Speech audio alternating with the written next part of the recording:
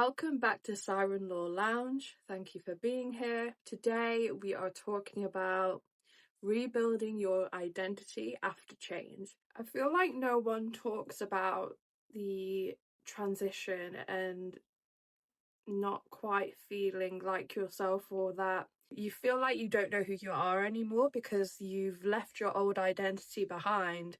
You've made all this progress in choosing new habits, new lifestyle, new choices, and you're kind of left with this feeling of unknowing, feeling this sense of doubt for yourself because you've let go of that old identity, and now you're in the makings of making this new one for yourself. It doesn't feel familiar. It might not even feel comfortable stepping into this new direction because it's so different from how you lived before. And the way you navigate that is really important. As long as you lead yourself with the reassurance of that you're your own safety net, and you don't have to do everything perfectly, but to know that you've got yourself, you've got your own back, and to know that even if you make a mistake or if something doesn't go to plan, that you have got yourself. Because I think when you lead from a place of panic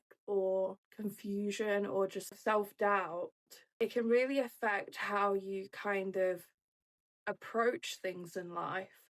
You know, if you've got a scarcity mindset or an abundant mindset, you can be on the same path, but depending on your mindset, it can really change the turbulence of the path you're on. The biggest thing is learning to take up space, especially for women, because we have been so kind of conditioned to really shrink ourselves down.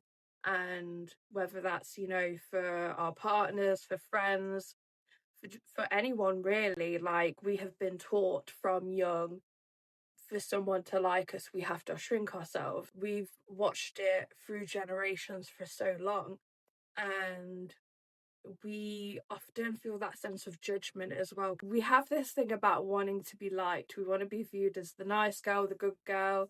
We just want to kind of be accepted. And it makes sense because obviously we are social beings. We want to be accepted and things like that. But I feel like it's just too much one-sided. There's no real kind of, yeah, I want to be accepted, but if I'm not, it's okay. I don't feel like there's that connection, that confidence there.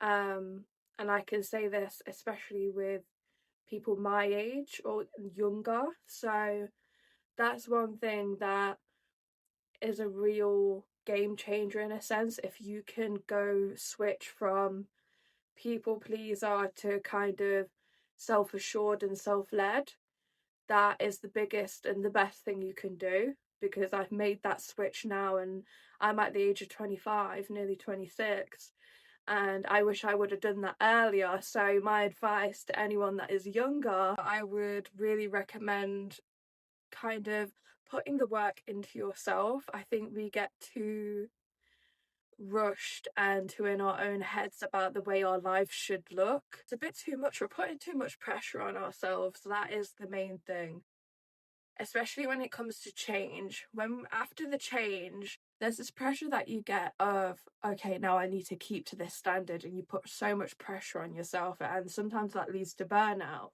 because when we're doing so many things right, when something goes wrong, you don't, or for example, you need a break, but you don't know how to, you don't want to do that because you want to be known as the girl that can do it all.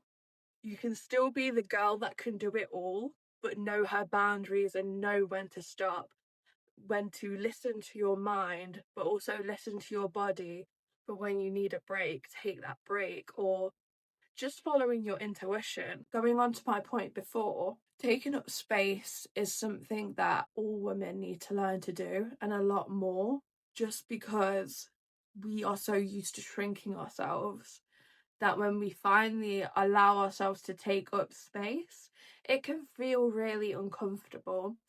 And that's not because it's a bad thing, it's because it's just unfamiliar.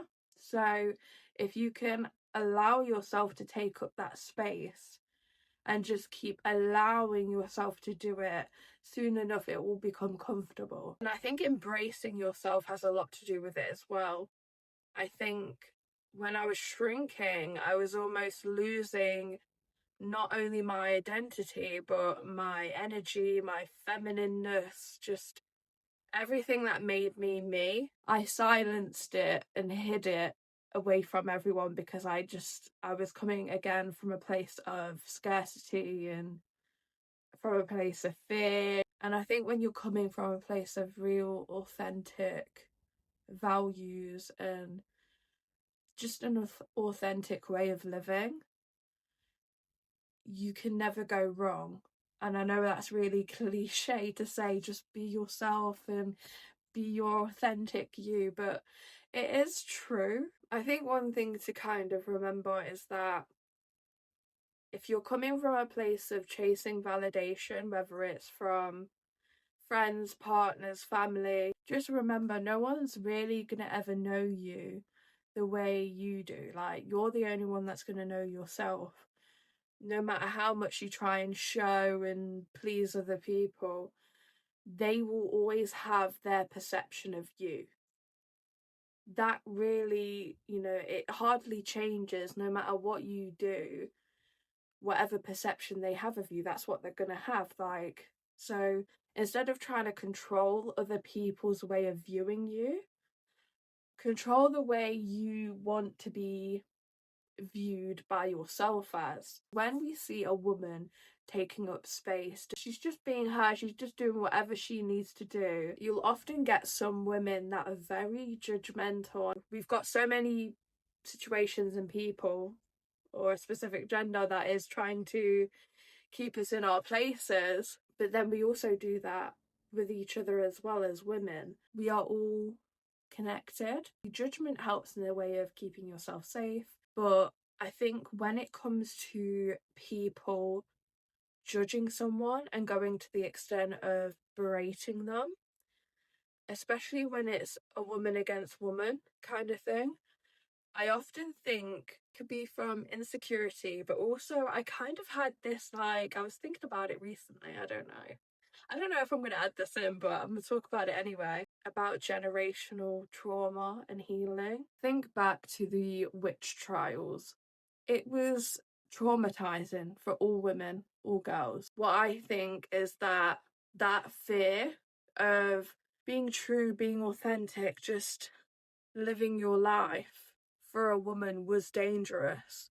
Branded as a witch, all that stuff happened with the witch trials. I don't want to get too deep into that part yet. I might go into it in a future episode. But yeah, so I think that fear has been passed down generations. And the reason that I'm bringing this up is because not only, if a woman sees another woman that is authentically her, living her freedom without fear, that is going to trigger some women just because, again, insecurity, they don't think they can live that life for themselves. So they are projecting that judgment onto the woman.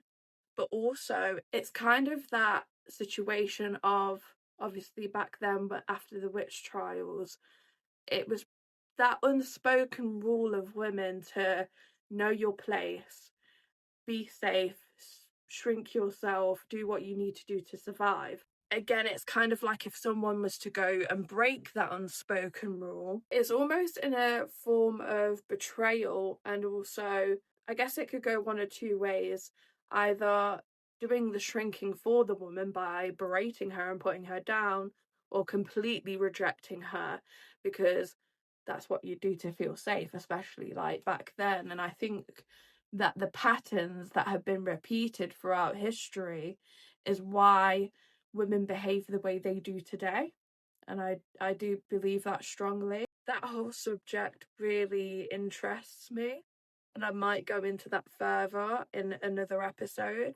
But for now, I'm going to keep it focused. So just be mindful that reclaiming your identity after change is a lot of inner work, but also keep in mind that you may be judged, but you shouldn't let other people's validation affect the way you live your life. Your own validation is key, it's important, because you don't need to live anyone else's life, you don't need to live for anyone else. You in yourself, do you know how unique you are to be here? Out of all the chances, seek your own validation. Live your own life. Don't live for others, live for yourself. So I'm gonna go, because this was meant to be, I don't know how long this is gonna be, because I feel like I've talked a lot. It is a little bit of a quick one today, just because I'm going to see Mamma Mia, so I'm really excited about that. Mamma Mia the play. So I'm gonna see that. I haven't been to the theatre in such a long time, and I used to be such a drama kid, in a sense of, like, you know, like I used to love acting a lot. I used to love plays a lot, and this is the first time I'm going in a while. I'm kind of reconnecting in a new way with the identity that I had when I was younger, but in a brand new, authentic way. So I'm really happy about that. And also, I've got something exciting coming, and I'm not going to tell you yet, but yeah, I can't wait for it. I'm going through a big change at the minute, and some new things are coming in, and I'm just trying to handle them in the smoothest way possible. And yeah, it's a big change. And this is why I wanted to do this episode, because it kind of fits in with the things that I've been talking about. But yeah, I'll keep you updated on that. And yeah, I think that's everything. Thank you so much for watching episode 6. If you like this video, follow the journey for more. I upload every Friday, and I'll see you in the next episode.